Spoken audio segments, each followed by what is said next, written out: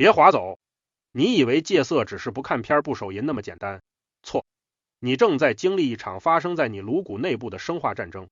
你的前额叶皮层正在萎缩，你的多巴胺受体正在大规模凋亡，你的海马体正在被炎症蚕食，你的镜像神经元正在失灵，你的下丘脑垂体肾上腺轴正在超负荷运转。你不是在戒色，你是在从一个被科技和欲望彻底改造的怪物身上一点点剥离那些不属于你的神经毒瘤。你不是在克制欲望，你是在夺回你作为人类最原始的尊严。你不是在戒掉一个坏习惯，你是在重启你被毁掉的大脑。你每天刷的不是短视频，你是在用手指一根一根拔掉自己大脑里的神经电缆。你每一次点开那张图片，你就亲手在自己的前额叶上凿开一个洞。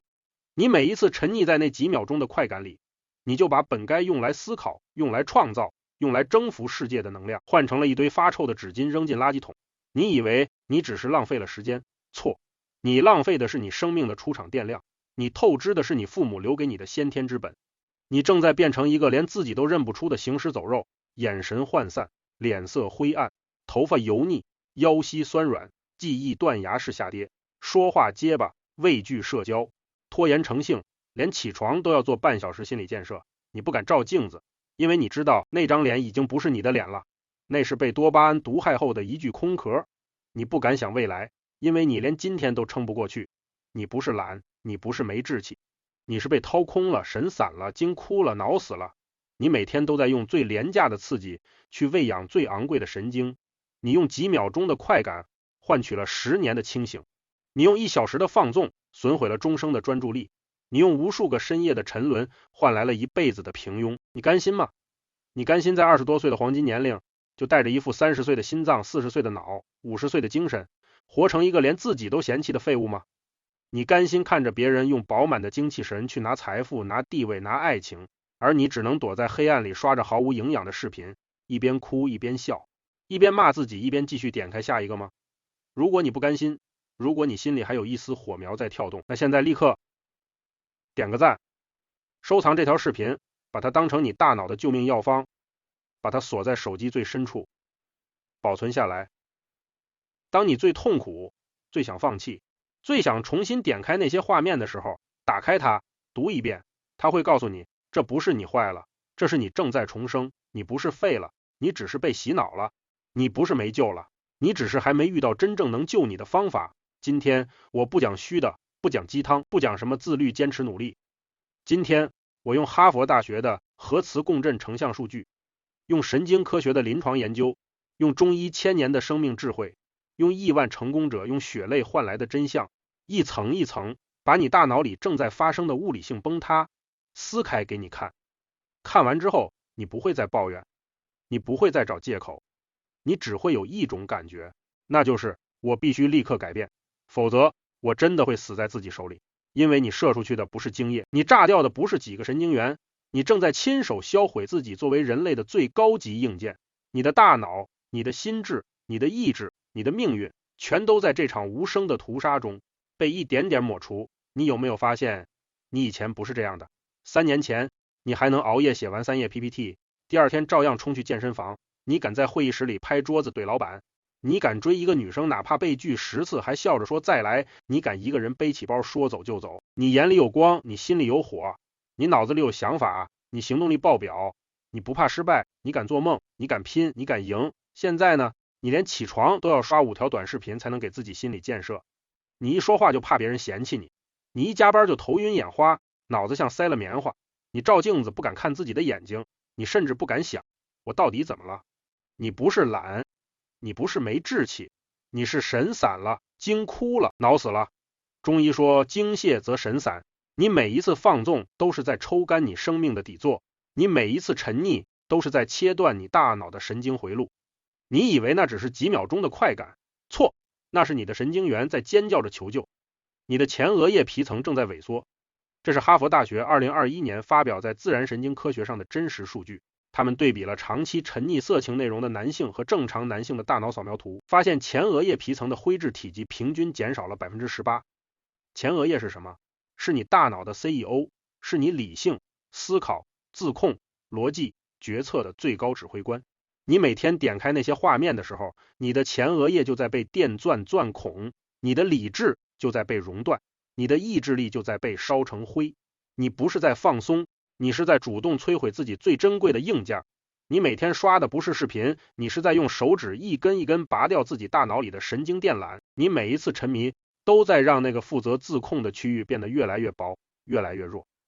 直到有一天，你发现你明明知道不该看，你明明发誓这是最后一次，但当那个冲动袭来时，你的理智瞬间土崩瓦解，因为你已经没有刹车了，你的前额叶已经瘫痪了，掌管原始欲望的边缘系统，尤其是杏仁核已经彻底夺权。你不再是那个能掌控自己的人，你只是一个被多巴胺操控的提线木偶。你有没有发现，你越来越难集中注意力？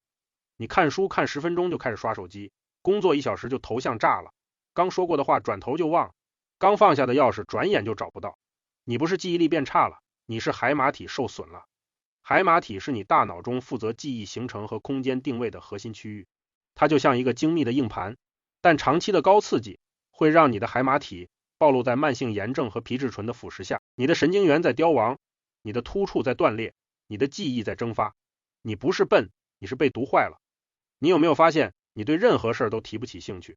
你曾经最爱的音乐，现在听起来像噪音；你曾经最爱的美食，现在嚼起来像辣；你曾经最爱的运动，现在连动一下都觉得累。你不是厌世了，你是多巴胺受体下调了。这是神经科学里最恐怖的机制。你每一次点开那些画面，大脑就会瞬间被海量的多巴胺淹没。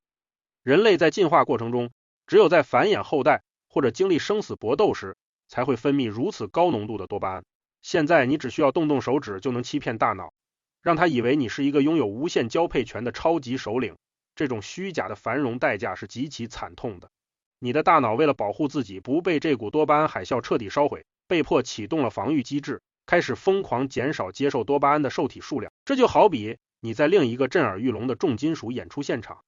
为了不让耳朵聋掉，你只能戴上厚厚的隔音耳塞。当这副隔音耳塞戴上之后，可怕的事情就发生了，你再也听不到任何正常的声音了，你再也感受不到任何微小的快乐了。一顿精心烹饪的美食，一次和朋友的愉快交谈，完成一项工作带来的成就感，甚至是一个微风拂面的清晨，在你的大脑里再也激不起任何波澜，你的快乐阈值被无限拉高。除了那种极端的变态的视觉刺激，世界上再也没有任何东西能让你兴奋。你变成了一具只会寻找强刺激的行尸走肉，对真实的世界彻底脱敏。你开始觉得生活索然无味，你开始觉得所有人都虚伪，你开始觉得现实太无聊，你开始觉得只有那些画面才能让你感觉到自己还活着，但那不是活着，那是濒死前的幻觉。你根本不知道，你正在被一种叫 Delta Force B 的蛋白质死死粘在神经回路上。这是一种分子级别的成瘾开关，它像一块顽固的口香糖，深深嵌在你的突触之间。只要这个开关还开着，你的大脑就始终处于一种饥渴待机状态，随时准备在哪怕最微小的诱惑面前全线溃败。你不是意志力差，你只是被生物化学锁死了。你有没有发现，你越来越怕社交？你不敢和异性说话，你不敢对视，你一紧张就结巴，你一说话就脸红，你害怕被拒绝，害怕被评价，害怕被看穿。你躲在家里，你刷着手机，你觉得自己是内向。错，你是镜像神经元迟钝了。镜像神经元是你大脑中负责理解他人情绪、模仿他人行为、建立共情能力的神经元。它就像一面镜子，让你能读懂别人的眼神、语气和肢体语言，但长期缺乏真实互动。你的镜像神经元已经退化了，你只适应屏幕里那些被无限夸大，不需要你付出任何情感交流的虚假影像。你忘记了如何和人眼神交流，你忘记了如何微笑，你忘记了如何倾听，你忘记了如何建立真实的情感连接。你变成了一个社交恐惧症患者。但你不是心理问题，你是神经结构被毁了。你有没有发现，你越来越嗜睡？你睡10个小时，醒来还是觉得骨头缝里透着疲惫。你明明什么都没干，却像跑完一场马拉松。你腰酸背痛，腿软无力，你头发油腻稀疏，皮肤暗沉，痘痘爆了，你口干口苦，口腔溃疡反复发作，你脾气暴躁，一点就着。你不是亚健康，你是下丘脑垂体肾上腺轴超负荷运转了。你每一次极度兴奋和随之而来的坠落，都在让你的皮质醇水平居高不下。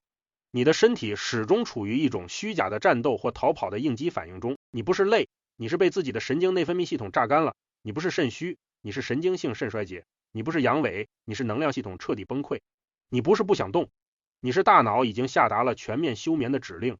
你正在亲眼目睹自己的寿命额度被一点点清零，你的仪表盘上红灯已经疯狂闪烁，你的身体在报警，你的神经在尖叫，你的灵魂在哭泣，但你还在骗自己，说没事的，以后再改，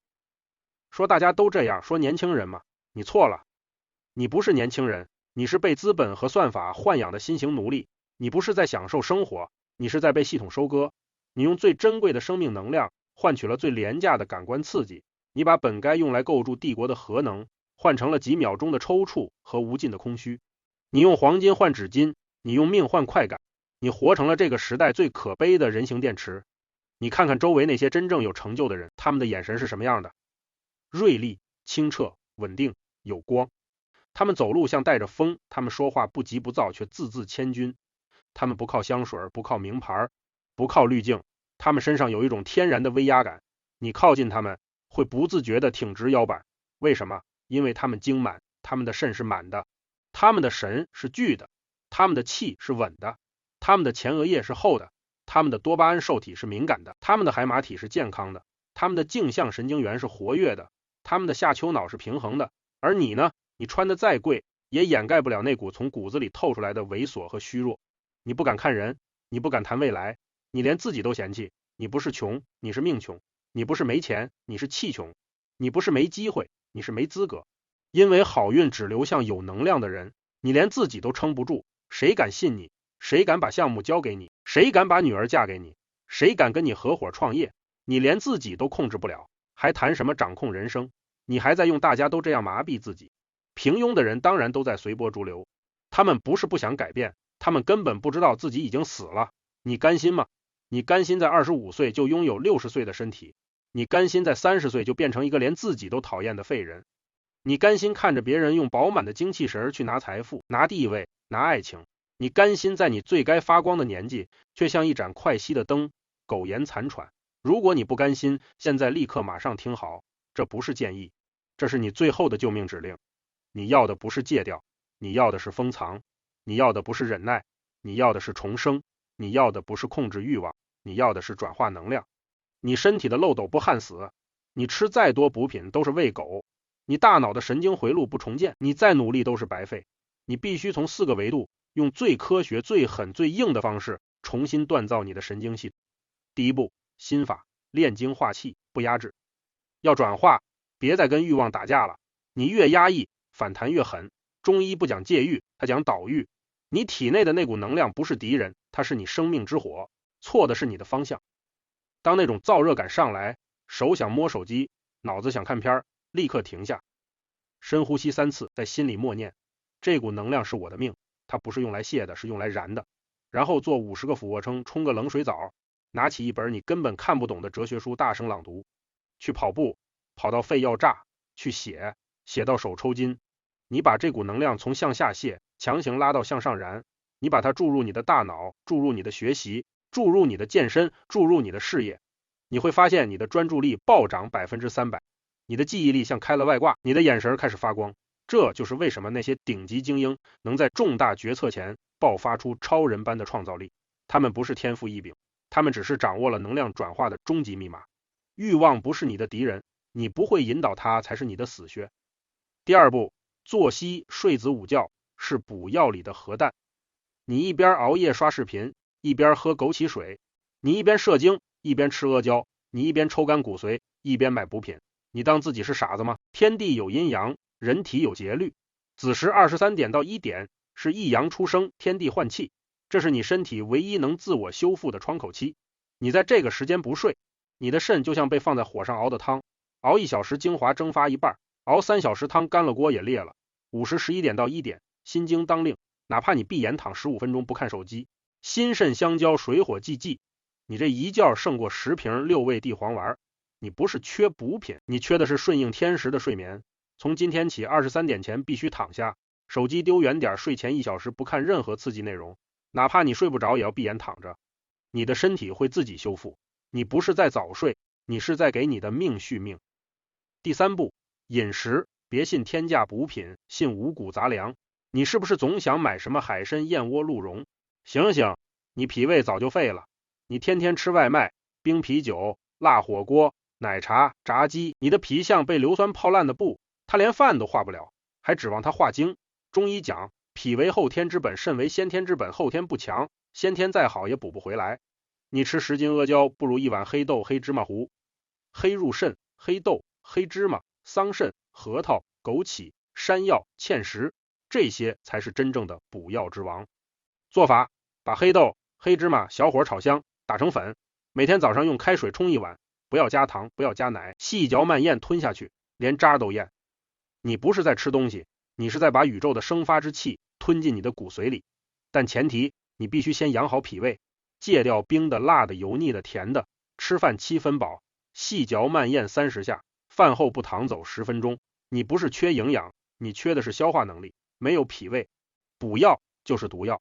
第4步，功法，3个动作，焊死你的生命漏斗。你体内虚火乱窜，上面长痘脱发口苦，下面腰酸腿软怕冷，你不是上火，你是火没根儿。你要做的不是清火，是引火归元，把乱窜的火引回肾里。我教你3个动作，每天做100天，你脱胎换骨。第一个，提肛，乾隆的长寿秘诀，无论你在哪儿等电梯、开会、开车、蹲厕所，吸气用力收缩肛门，像要把内脏往上提，憋气3秒，呼气放松，1天100次，别嫌土，这是最顶级的固精功法，它能焊死你下半身的漏斗，你做1次肾就多1分底气。第2个，八段锦，双手攀足固肾腰，站直吸气，双手从体侧上举过头，呼气弯腰，双手尽量触脚尖，头尽量贴膝盖，保持5秒，再吸气慢慢起身，重复6次。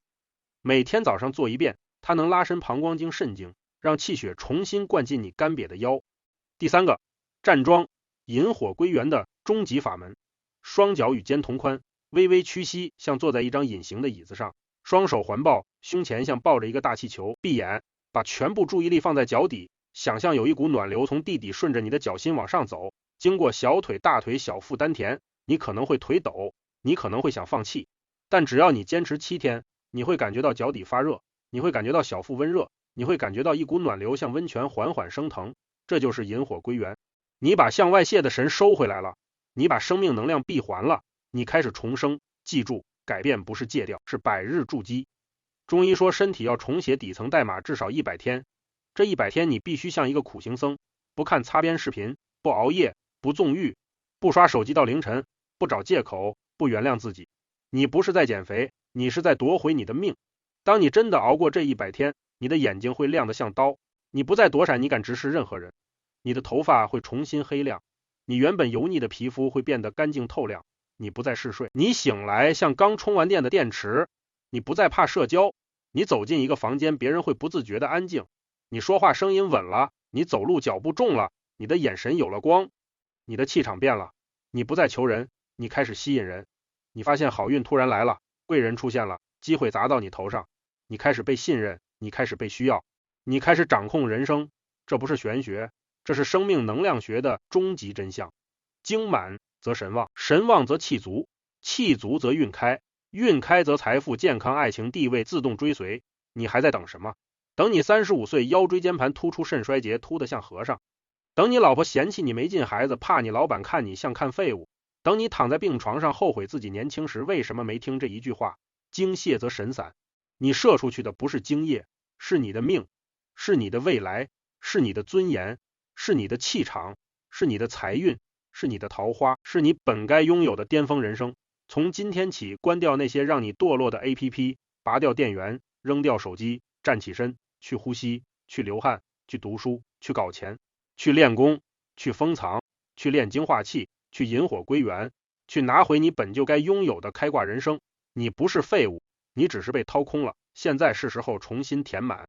别等了，你再等命就没了。现在立刻马上去提肛，去站桩，去睡觉，去吃黑豆，去把你的神收回来。你的人生从这一刻重启，去活成一个气场全开、光芒万丈的人，而不是一具被欲望榨干的行尸走肉。你配得上更好的命，现在去拿回来。但你以为这样就够了？错，你才刚刚开始。你以为戒断100天就能迎来阳光灿烂的新生？错，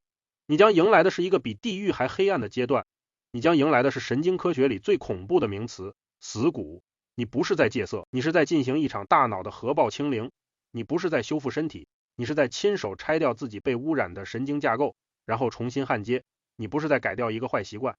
你是在进行一场逆天改命的生化革命。当你真正切断了那个廉价的快乐源泉，等待你的并不是立刻的轻松和自由，而是一个长达数周甚至数月的黑暗深渊。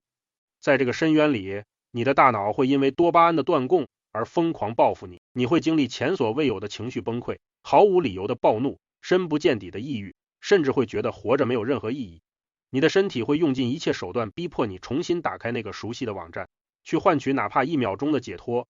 这个最危险、最容易让人彻底放弃的阶段，正是所有试图自救者必须跨越的生死线。无数人在这里折戟沉沙，无数次发誓，最后都变成了自我厌恶的耳光。但只要你明白这背后发生的确切生理机制，明白你的大脑此时此刻正在如何艰难地为你重建神经回路，你就能在这片黑暗中找到方向。这片黑暗并不是毁灭的征兆，而是新生前的阵痛。这种阵痛在神经科学的临床观察和无数成功戒断者的真实记录中被赋予了一个令人闻之色变的名字——平淡期，或者更残酷一点，我们叫它死谷。当你凭借着一腔热血停止了对大脑的狂轰滥炸，你满心欢喜地以为只要忍住几天就能立刻迎来精力充沛、阳光自信的新生活，但现实往往会给你迎头痛击。在戒断的第2周到第6周，甚至对于重度成瘾者来说长达数月的时间里，你会突然发现自己的世界失去了所有的色彩。最显著也最让人恐慌的症状是，你的性欲会发生断崖式的下跌，甚至彻底归零。你看着曾经让你热血沸腾的画面，内心竟然毫无波澜。你的生理机能仿佛陷入了长眠，就像一台被彻底拔掉电源的机器。随之而来的是极度的疲惫、深度的恼怒，对任何事物都提不起兴趣的快感缺乏症，以及没由来的暴躁、抑郁和极度焦虑。你每天睡10个小时，却依然觉得骨头缝里透着疲倦。你的记忆力甚至比戒断前还要差，连写一封简单的邮件、说一句完整的话都要反应半天。哪怕是你曾经最喜欢的音乐，听起来也像刺耳的白噪音；哪怕是平时最爱吃的美食，嚼在嘴里也如同嚼蜡。无数人就是在这个阶段彻底崩溃的。在极度的空虚和恐慌中，他们的大脑会疯狂地制造一种极其逼真的幻觉，一个充满诱惑的声音会在你耳边不断低语：你是不是把自己弄坏了？你的功能是不是永久性丧失了？不如我们去测试一下，就看一眼，看看它还能不能起作用。这就是大脑为了重新获取廉价多巴胺而设下的终极骗局。一旦你因为恐慌而选择了测试，哪怕只是短短的几秒钟，